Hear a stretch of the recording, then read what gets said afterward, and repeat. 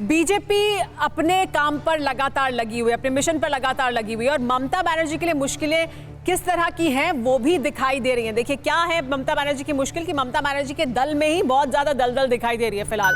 यानी ममता बनर्जी की जो पार्टी है उसमें उनके वो नेता जो मंत्री थे, जो अहम पदों पर थे, जो उनके अहम साथी थे, वो उनका साथ या तो छोड़ गए हैं या पार्टी के भीतर भी अपनी अनदेखी को लेकर अपनी आवाज़ बुलंद कर रहे हैं। तो टीएमसी के अंदर सब कुछ ठीक नहीं चल रहा, ऐसा अभी दिखाई दे रहा है। शुभेंदु अधिकारी पूर्व परिवहन मंत्री हैं, पार्टी छोड़ चुके हैं। मिहिर गोस्वामी विधायक कूच बिहार बीजेपी में शामिल हो चुके हैं। राजीव बनर्जी वन मंत्री मंच से नाराजगी जाहिर कर चुके हैं, मंच से उन्होंने नाराजगी जाहिर की। अतन घोष पूर्व डिप्टी मेयर हैं केएमसी के और अनदेखी का आरोप वो भी लगा चुके हैं। सीलभद्र दत्ता विधायक हैं बैरकपुर के और प्रशांत किशोर पर हमला बोल चुके हैं। प्रशांत किशोर को लेकर भी काफी नाराजगी है।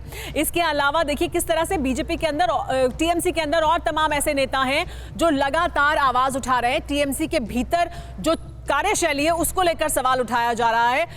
शामिल हो चुके हैं कई नेता बीजेपी में जाकर और बीजेपी का दावा यह है कि और बहुत से नेता हैं, विधायक हैं जो उनके संपर्क में हैं और शामिल हो सकते हैं आने वाले समय में। तो चुनाव से पहले तृणमूल कांग्रेस में मतभेद खुलकर सामने आ रहे हैं।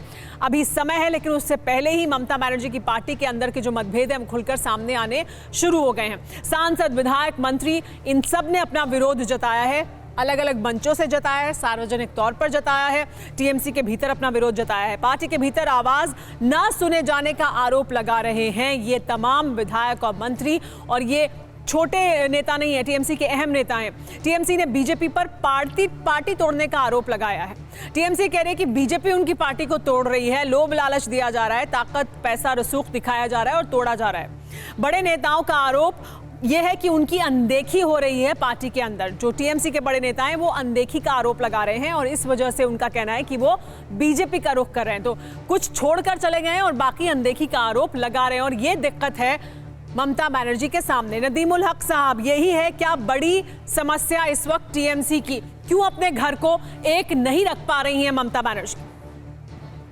देखिए, किसी भी राजनीतिक दल में ये सब चैलेंज होते रहते हैं कि इंटरनली भी संभालना होता है और एक्सटर्नली भी संभालना होता है। तो हम लोग तैयार हैं, अगर किसी को कहीं पर शिकायत है पार्टी लीडरशिप से वो बातचीत कर सकते हैं, ये रास्ता खुला है।